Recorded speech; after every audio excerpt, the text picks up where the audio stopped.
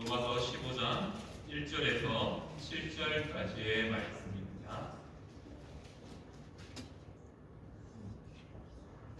찾으신 줄 알고 천천히 함께 읽도록 하겠습니다. 함께 읽겠습니다.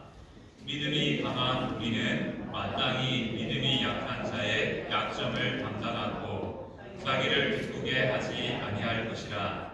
우리 각 사람이 이웃을 기쁘게 하되 선을 이루고 덕을 세우도록 할지니라. 그리스도께서도 자기를 기쁘게 하지 아니하셨나니 기록된 바 주를 비방하는 자들의 비방이 내게 미쳤나이다 함과 같으니라. 무엇이든지 전에 기록된 바는 우리의 교훈을 위하여 기록된 것이니 우리로 하여금 인내로 또는 성경의 위로로 소망을 가지게 함이니라. 이제 인내와 위로의 하나님이 너희로 그리스도 예수를 본받아 서로 뜻이 같게 하여 주사 한 마음과 한 입으로 하나님 곧 우리 주 예수 그리스도의 아버지께 영광을 돌리게 하려 하노라. 그러므로 그리스도께서 우리를 받아 하나님께 영광을 돌리심과 같이 너희도 서로 받으라. 아멘. 성도의 삶은 하나님께 영광을 돌려드리는 삶입니다. 우리의 삶의 중심이 바로 하나님의 영광이 되어야 된다는 것이죠. 자, 이 일을 어떻게 하나님께서는 우리에게 보여주셨습니까? 우리 성탄절 자주 되뇌는 말씀이죠. 함께 읽도록 하겠습니다.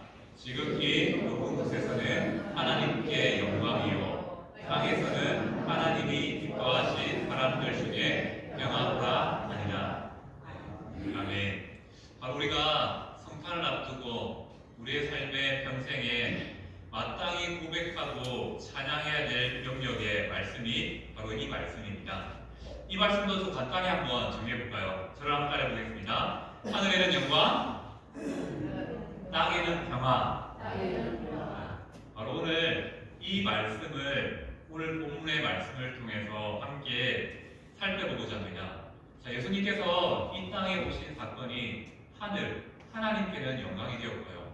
또 땅에 사람들에게는 평화가 되었다라고 말씀합니다. 그리고 이 말씀이 어떻게 우리의 삶에 이루어질 수 있는지 바로 오늘 함께 읽었던 로마서의 말씀이 우리에게 알려주고 있습니다. 자, 우리가 어떻게 하나님의 영광을 위해 또 이 땅의 평화를 위해 살 수 있을까요? 오늘 말씀을 함께 살펴보도록 하겠습니다. 로마서는 바울이 로마 교회에 쓴 편지이지요. 자, 로마 교회의 현실을 생각해 봅시다. 로마라는 나라는 기독교를 인정하지 않습니다. 황제가 신이기 때문에 또 그들이 섬기는 우상이 신이기 때문에 예수 그리스도를 믿는 성도들을 핍박할 수밖에 없는 환경에 놓여 있습니다. 그렇기에 로마 교회 성도들은 결국 편치 않지요. 힘든 나라를 보내면서 무엇보다도 그 가운데서도 위로가 필요했고 또 그 가운데서도 흔들리지 않는 믿음이 필요한 것이 로마 교회 성도들이었습니다.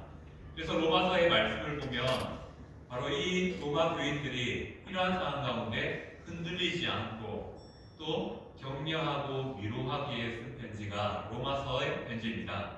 특별히 오늘 우리는 15장에 주어진 말씀을 통해서 하나님이 주시는 위로를, 하나님이 주시는 또 권면을 듣고자 합니다. 그 전에 먼저 로마서의 내용들 중에 12장부터 이어지는 하나님께서 로마 교회에게 주신 실제적인 명령들이 있습니다. 어떤 명령들이 있습니까? 바로 잘 안 보일 수도 있는데 12장 1절에 보면 하나님의 정의를, 사랑을 행하는 거룩한 산제물이 되라 라고 말씀하십니다. 그리고 사랑으로 한 몸이 되어야 된다, 교회는. 그리고 사랑의 손으로 악을 이기라 라고 말씀합니다. 그리고 사랑으로 로마의 권세, 위정자들에게 권세에 복종하라 라고 말씀합니다. 또한 사랑의 빛 외에는 결코 빛을 지지 말라 라고 말씀하시면서 사랑이 율법의 완성이다 라고 말씀하셨습니다. 그리고 그리스도의 사랑을 빛의 옷으로 입으라 라고 말씀했으며 또 서로를 향하여서 비판하지 말라 라고 말씀하셨습니다. 그리고 이 모든 일들을 주를 위하여 행하라 라고 말씀하셨고요. 그리고 우상에게 펼쳐진 재물 앞에 그것을 먹지 않는 사람들이 서로 형제를 비판하지 말라라고 말씀했습니다. 자, 이러한 모든 내용은 하나의 단어로 통일됩니다. 무엇입니까? 형제를 사랑하라. 바로 로마서는 앞에 많은 교리적인 내용을 통해서 구원이 이것이다 라고 말하지만 실제적으로 구원은 형제를 사랑하는 것이 참된 구원의 모습이라는 사실을 말씀하고 있습니다. 결국 우리의 삶에 하늘에는 영광, 땅에는 평화를 이룰 수 있는 그 방법은 무엇이겠습니까? 바로 옆에 있는 지체를 사랑할 때 하나님께 영광이 되고요. 그 땅에는 평화가 주어진다는 것이죠. 자, 우리가 이러한 하늘의 영광이 되고 땅에는 평화가 되는 이 실제적인 그 교훈의 말씀을 오늘 본문을 통해서 우리가 어떻게 하나님의 영광을 위해서 또 지체들의 가운데 우리의 삶 가운데 평화를 이루는 삶을 살 수 있을지 함께 살펴보고자 합니다. 자, 로마서 오늘 읽었던 15장 말씀은 이렇게 말하죠. 교회에는 믿음이 강한 자도 있고 믿음이 약한 자도 있다라고 말씀하고 있습니다. 그렇다면 누가 믿음이 강한 자일까요?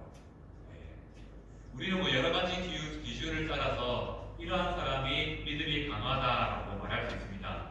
하지만 오늘 본문을 보면 누가 믿음이 강한 자냐면요, 자신의 의지를 꺾어서 상대방보다 나를 낮추는 사람이 강한 자, 믿음이 강한 자라고 말합니다.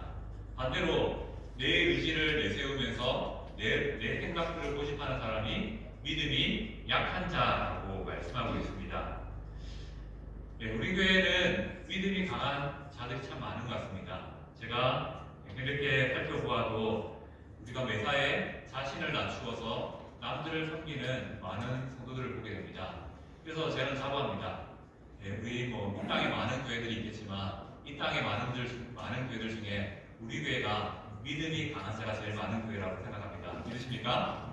네, 맞습니다. 왜냐하면 우리가 늘 매사에 약한 자들, 믿음을 약한 자를 세우기 위해서 노력하며 살아가는 모습들이 우리의 삶의 자리에서 너무 많이 보이기 때문입니다. 그래서 그러한 마음들을 가지고 다시 한 번 더 이 말씀의 교훈을 살펴보고자 합니다. 자, 우리는 다른 교회보다 믿음이 강한 자가 참 많습니다. 하지만 또 현실로 돌아오면요, 우리가 1대1 사람과 사람이 만나면 그 가운데 또 믿음이 강한 자가 있고요, 또 그 가운데 믿음이 약한 자가 있기 마련입니다. 오늘 말씀은 이러한 상황 가운데서 약한 자의 약점을 담당하는 것이 믿음의 강한 자의 모습이다라고 말씀하고 있습니다. 그리고 이 말씀을 더 구체적으로 말하면 나에게 기쁜 일을 하는 것이 아니라 바로 상대방에게, 믿음이 약한 자에게 기쁜 일을 행하는 것이 성도의 삶의 모습이다라고 말하면서 더 나아가서 이 삶이 선을 이루고 덕을 세운다라고 말씀하고 있습니다. 성도는 어떻게 덕을 세우고 선을 이루며 살아갈 수 있습니까? 결국 성도는 우리의 모범 대신 예수님을 따라 살 수밖에 없는 것이죠. 우리가 이 땅 가운데서 믿음이 강한 자가 되기 위해서는 예수님의 삶의 모범을 따라야 된다는 것이죠. 그래서 3절 말씀은 이렇게 말씀합니다.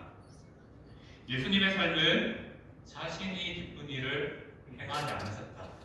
오히려 상대방이 기쁜 일을 행하셨다라고 말씀합니다. 생각해 봅시다. 예수님께서 자신이 기쁜 일을 행하셨다면 십자가로 나갈 필요가 없습니다. 왜냐하면 예수님은 죄가 없으신 분이시기 때문에 그렇습니다. 그리고 예수님의 공생애도 필요 없습니다. 예수님이 자기를 위해 사셨다면, 예수님은 늘 타인을 위해서 사셨다는 것이죠. 그런데 문제는 그러한 삶을 많은 사람들이 비방했다는 것입니다. 들리십니까? 지금 전기가 떨어진 것 같습니다. 위에 전기가 떨어져서 있습니다. 제가 흑성으로 하겠습니다. 자, 예수님은 늘 그러한 삶을 살면서 비방받았죠. 예수님의 핵심은 한 사람을 구원하고 한 사람을 위해서 살았는데 그 삶이 늘 비방받음으로 나타났다는 것을 우리는 너무나 잘 알고 있습니다. 그렇다면 우리가 어떻게 이 예수님을 생각할까요? 사람들은 비방했죠. 왜 그렇게 사냐? 왜 그렇게 어리석게 사냐라고 예수님을 향하여서 공격하기도 했습니다. 하지만 그러한 비방의 핵심은 그의 삶의 예수님의 삶의 핵심은 무엇이었습니까? 타인. 그 타인은 누굴까요? 바로 우리를 구원하시기 위해서 예수님은 비방까지도 감당하면서 살아가셨다는 것을 말씀하고 있습니다. 바로 예수님은 비방받으실 필요도 없고 우리의 삶에 많은 것들을 감당하실 필요도 없었지만 그 핵심에는 우리를 사랑하는 그 사랑이 있었고 나를 구원하시는 그 사랑의 은혜가 있었다는 것을 말씀하고 있습니다. 그래서 그 비방을 받으셨다는 것이죠. 그런데 우리는 어떻게 합니까? 우리도 세상을 살면서 믿음을 따라 살면서 비방받기 말해야 됩니다. 세상 사람들이 말하죠. 왜 그렇게까지 살아가느냐? 왜 그렇게 유별나게 믿고 사느냐? 왜 우리를 향하여서 교회에 매여 있느냐라고 말합니다. 우리를 비난하는 것이죠. 어떻게 보면 왜 네가 기쁘니 너의 즐거움과 너의 행복을 위해 살지 않고 교회를 위해서 그렇게 사느냐라고 비방하기 마련입니다.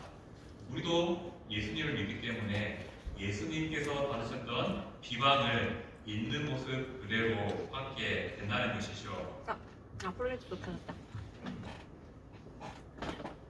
예수님은 바로 우리를 구원하기 위해서 타인을 사랑하는 마음으로 그 비방을 감당하면서 사셨습니다.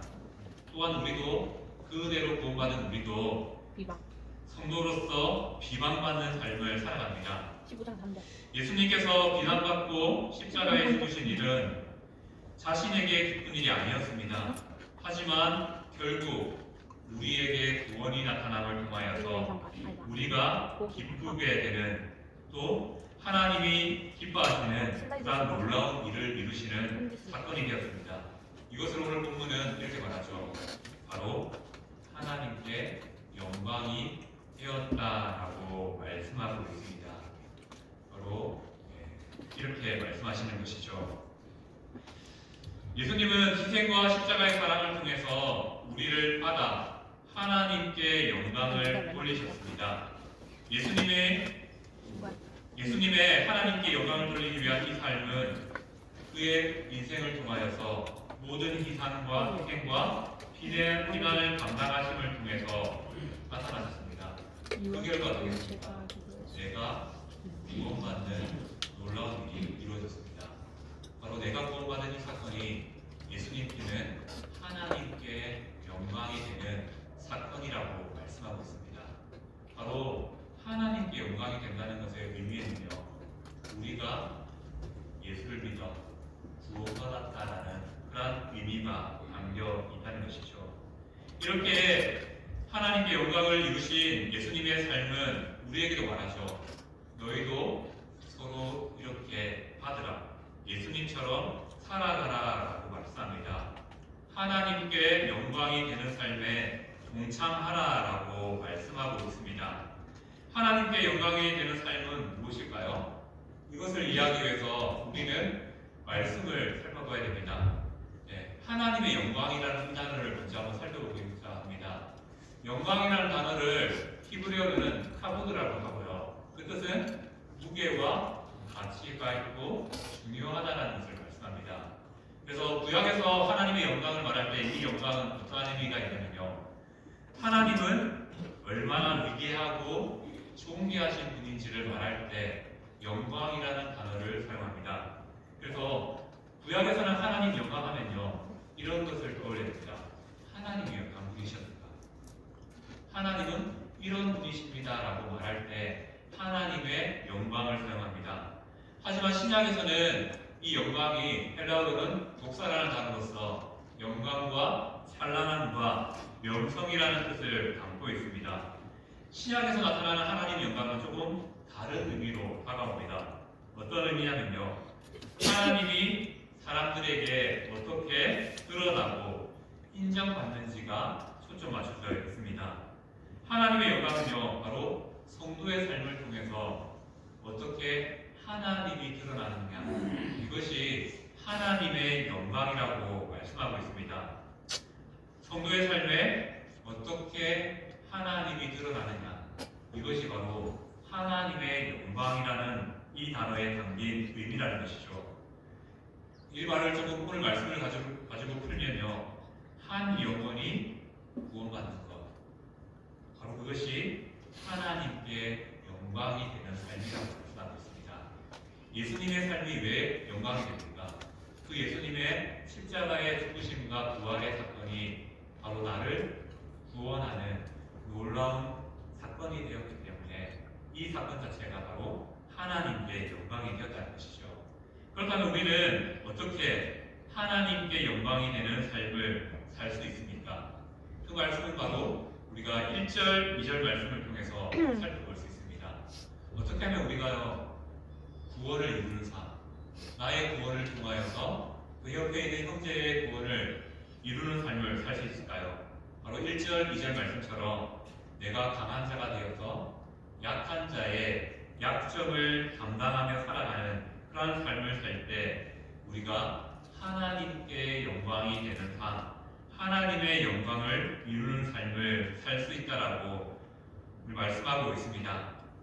자, 교회는 사람들이 모였기 때문에 수많은 갈등과 오해가 있을 수밖에 없습니다.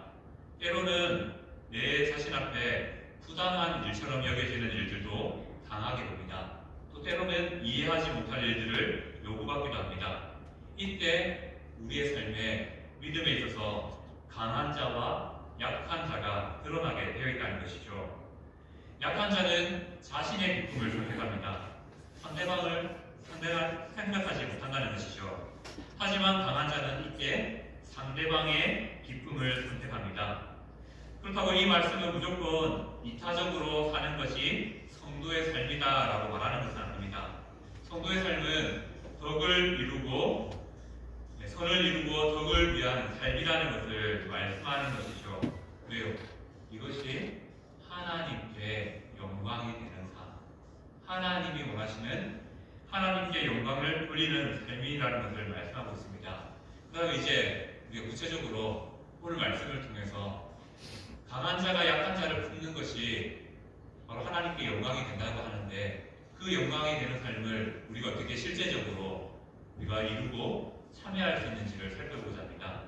오늘 말씀은 우리가 어떻게 하나님께 영광이 되는 삶을 살 수 있는지 세 가지를 통해서 말씀하고 있습니다. 첫 번째는 인내로 하나님의 영광을 이루는 삶을 살아야 한다라고 말씀하고 있습니다. 바로 우리가 강한 자가 되어서 약한 자를 향하여 인내하는 그 모습이 하나님께 영광이 된다. 더 나아가서는 그 인내가 하나님께서 원하시는 지체의 구원을 이루는 놀라운 힘이 된다는 것을 말씀하고 있습니다. 믿음이 강한 자에게는 약한 자를 향하여서 인내하는 모습이 나타나야 한다는 것이죠. 인내는 무엇이겠습니까? 바로 기다려주는 것입니다. 사람은 서로가 다릅니다. 살아온 방식이 다르고요, 성격이 다르고요, 행동이 다릅니다. 모두가 같을 수 없다는 것이죠. 일을 할 때 사람이 중심이 되어서 일하는 사람이 있고 일이 중심이 되어서 일하는 사람도 있습니다. 그리고 일 처리에서도 빠른 사람도 있고 느린 사람도 있습니다. 그리고 서로가 나이도 차이가 나고요, 생각도 차이가 납니다. 마찬가지로 또 저에게 소개하면 목사로서 또 해야 될 일이 있고요, 또 성도로서 해야 될 일도 있습니다. 그리고 남성이 해야 될 일이 있고 여성이 할 수 있는 일도 있습니다. 바로 이러한 차이가 있기 때문에 성도는 그러한 차이 앞에 내가 어떤 자리에 설 것인가를 선택해야 되는 것이죠. 오늘 본문은 우리가 이러한 차이 앞에 강한 자가 되어야 된다라고 말씀하고 있습니다. 이 말은 무엇입니까? 바로 상대방을 생각하는 사람. 그래서 상대방의 약점까지 품을 통하여서 기다려줌을 통하여서 하나님께 영광이 되는 삶, 하나님의 영광을 이루는 삶을 살라라고 말씀하고 있습니다. 성도가 강한 자가 되어서 약한 자의 약점을 당하여서 인내하는 그러한 신앙이 필요하다는 것이죠. 인내는 앞서 말씀드렸던 것처럼 참아주고 기다려주는 것입니다. 우리가 인내할 수 있는 이유는 하나입니다. 하나님을 신뢰하면요 인내가 됩니다. 하지만 눈앞에 보이는 일들 때문에 하나님에 대한 신뢰가 흔들리면요 인내할 수 없습니다. 참아지지 않습니다. 그것이 우리의 연약함이라는 것이죠. 내가 인내하지 못한다는 것은 한편으로 하나님의 일하심을, 하나님께서 선을 이루심을 신뢰하지 못하는 그런 모습이 우리 가운데 있을 수 있다는 것이죠. 자, 하나님을 생각해 봅시다. 하나님은 우리를 향하여 인내하심을 통하여서 구원을 이루셨습니다. 그리고 이러한 인내를 성도에게 요구하심을 통해서 하나님께 영광을 이루는 삶을 살라라고 말씀하십니다. 그 삶이 한 영혼을 구원하는 놀라운 일이 된다라고 말씀하고 있습니다. 우리가 베드로를 생각해 봅시다. 하나님께서 얼마나 인내하셨는지 베드로의 삶을 보면 우리가 알 수 있습니다. 자, 우리 베드로는 12제자 중에 가장 으뜸이 되는 제자로 알고 있습니다. 그런데 그의 삶을 한번 생각해 볼까요? 공생애 동안 3년 조금 넘는 시간 동안 예수님을 따라다니면서 어디서나 가장 앞서서 예수님을 또 따르는 한 사람이었습니다. 그런데 그가 하나님을 위해서 살아가기까지 얼마나 많은 시간이 걸렸는지 한번 생각해 봅시다. 공생에 살고 나서 그가 예수님을 위해서 살았습니까? 아닙니다. 예수님께서 십자가에 돌아가실 때 그 자리에도 있었지만 그는 예수님을 부인하는 어리석음을 보였습니다. 3일 만에 예수님이 또 부활하셨죠. 그 자리에 그 소식을 들은 사람도 베드로였습니다. 그런데 이 사람 어떻게 했습니까? 예수님의 부활을 들었으면 바로 달려가서 예수님을 전하는 삶을 살아야 되는데 웬걸요? 그는 그의 고향으로 돌아가서 다시 원래 하던 일, 낚시하는 어부의 일들을 감당하게 됩니다. 그러한 자리에 예수님께서 찾아오시고 그를 맞아주신 그 이후에 그의 삶은 완전히 변화되어서 예수님의 제자로서 복음을 전하는 삶으로 살아가는 것이죠. 하나님 얼마나 많이 인내하셨겠습니까? 한 사람이 사역자로 세워지기 위해서 수많은 인내로 참으심으로 기다려주셨습니다. 그의 배신도 있었고 그의 믿지 못하는 의심도 있었고 흔들릴 믿음도 있었지만 하나님은 이렇게 한 사람을 사람 되게 하시기 위하여서 한 사람을 구원하시기 위하여서 이렇게 인내하여 주셨습니다. 바로 이러한 인내가 우리를 향하여 나타났기 때문에 하나님이 우리를 구원하시는 놀라운 역사가 이루어지게 되었다는 것이죠. 이 기다림을 하나님께서 강한 자가 되어서 약한 자를 향하여서 행하라라고 말씀하고 있습니다. 우리의 기다림이요 약한 자에게는요 위로를 얻게 하는 도구가 됩니다. 또 소망을 품게 하는 그러한 기다림이 된다는 것이죠. 주님도 우리를 향하여서 우리가 살아가기까지 수많은 시간들을 기다리고 인내해 주셨습니다. 우리도 주님의 마음을 따라서 믿음이 강한 자가 되어서 약한 자를 향하여서 기다려 줄 수 있는 이 믿음이 필요하다는 것이죠. 그리고 놀라운 것은요, 이 기다려줌, 인내가 하나님의 영광을 이룬다는 것입니다. 나는 형제를 향하여서 계속 기다려줄 뿐인데 그 형제가 구원받아 하나님의 일에 동역하는 자가 되는 그런 하나님의 영광이 이루어진다는 것이죠. 두 번째, 우리가 어떻게 하나님의 영광을 이룰 수 있을까요? 바로 오늘 본문은 위로를 통해서 하나님의 영광을 이룰 수 있다라고 말씀하고 있습니다. 위로가 바로 하나님께 영광이 된다는 것이죠. 성도는 강한 자가 되어서 위로로 하나님의 영광을 이루어야 됩니다. 바로 강한 자로서 약한 자의 약점을 담당해야 된다는 것이죠. 우리가 살다 보면 형제 자매의 약점이 보이기 마련입니다. 자, 그 약점이 보인다는 것은 무엇을 의미합니까?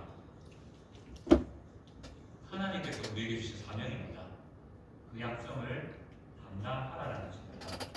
형제가 잘하지 못하는 것을 보인다는 것은 무엇입니까? 그것을 내가 잘한다는 것이죠.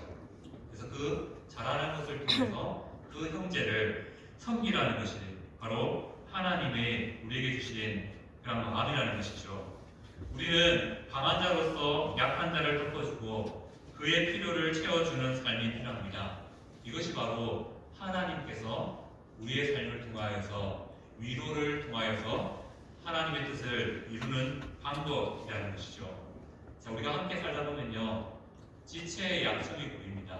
그러면 이건 어떻게 해야 됩니까? 하나님께서 우리에게 기도하라라고 주신 기도의 제목이라는 것이죠.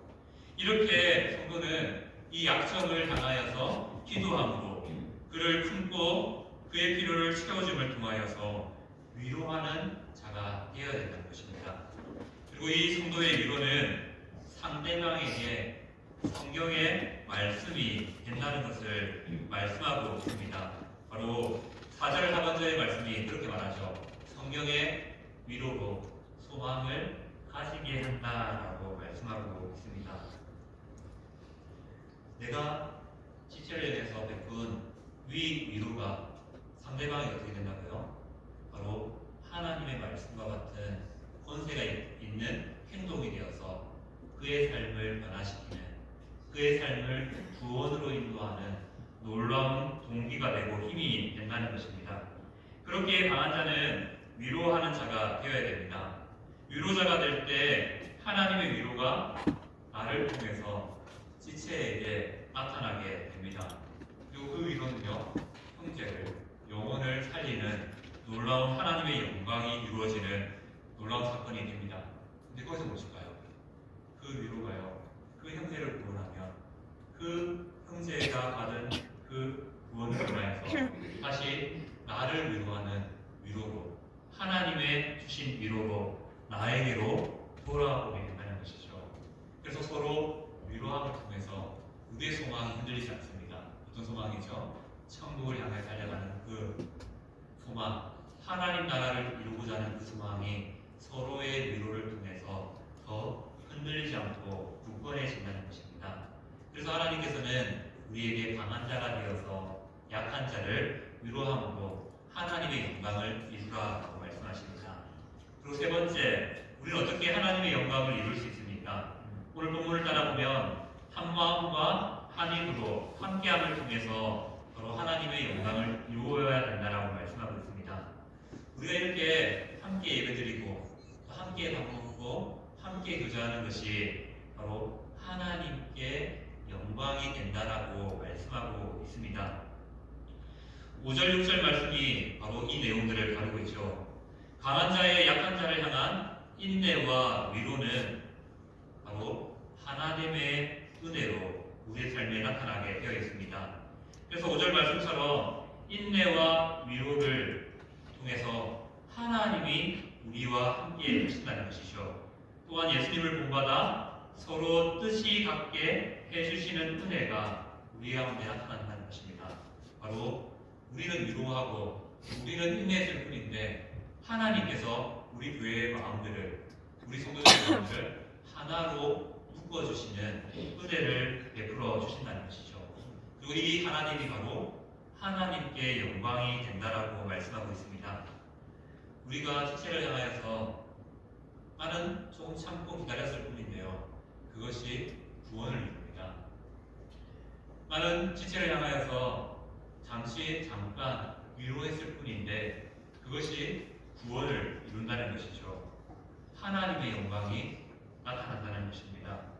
나의 희생으로 한 영혼이 구원받는 일이 바로 하나님의 영광인 것이죠. 이 일은 결국 어떤 은혜로 나타납니까? 공동체가, 교회가 하나 되는 그런 은혜로 우리의 삶에 나타난다는 것입니다. 우리가 인내하고 위로하면요, 교회가 하나 하나님을 통하여서 하나님의 영광을 이루는 공동체, 하나님께 영광을 올려드리는 그런 공동체가 된다는 것입니다. 어떻게요? 이 사람 가운데 한 영혼이 예수님을 알게 되어서 구원받는 역사가 일어나기 때문입니다. 우리가 이렇게 모여서 함께 신앙생활하는 것이 아무것도 아닌 거라 생각할지 모르겠지만 우리끼리 막 즐겁고 우리끼리 행복한 것이 아무것도 아닐 거라고 생각할 수 있습니다. 하지만 이 나눔과 섬김 가운데 한 영혼이 하나님께로 나와 믿게 되는 놀라운 역사가 일어난다는 것이죠. 그리고 그것이 하나님께 영광이 된다라고 말씀하고 있습니다. 성도는 이 하나님의 영광을 위해서 하나님의 자리로 나아가야 됩니다. 서로를 향하여서 인내하고 또 위로하면서 나아가야 한다는 것이죠. 이때 어떠한 은혜가 나타납니까? 우리가 인내하고 위로함을 통해서 서로를 신뢰하는 관계가 만들어집니다. 또 연약함을 감당함을 통해서 서로 돕고 보완하는 공동체가 된다는 것이죠. 이것 자체로 하나님께서는 밑에도 그런 거 있어. 우리 교회를 영광으로 받아 주신다는 것입니다. 말씀을 정리하겠습니다. 성도님들이 지체를 향하여서 약한 성도를 향하여서 기다려주는 것, 인내해주는 것, 그것이 하나님의 영광을 이룹니다. 믿으십니까? 우리의 위로가요 아무것도 아닌 것 같지만 이 위로를 통해서 하나님께서 영광을 받으실 뿐만 아니라 하나님의 영광이 이루어집니다. 믿으십니까? 네. 위로와 인내와 위로를 통해서 하나님께서는 함께하는 공동체를 세워주십니다. 그것이 또 하나님께 영광이 된다라고 말씀하고 있습니다. 바로 우리 공동체가 이 하나님의 영광을 위해서 살아가고 또 헌신하며 나아가는 귀한 공동체가 되기를 소망합니다. 우리가요 인내하고 위로하며 이 교회 가운데 구원의 역사가 끊이지 않고 일어난다는 것입니다. 그래서 우리에게 이 영광을 통해서 또 성탄절을 통해서 하늘에는 영광, 땅에는 평화를 이룰 수 있는 방법은 무엇입니까? 예수님처럼 인내하고요. 예수님처럼 위로하는 것.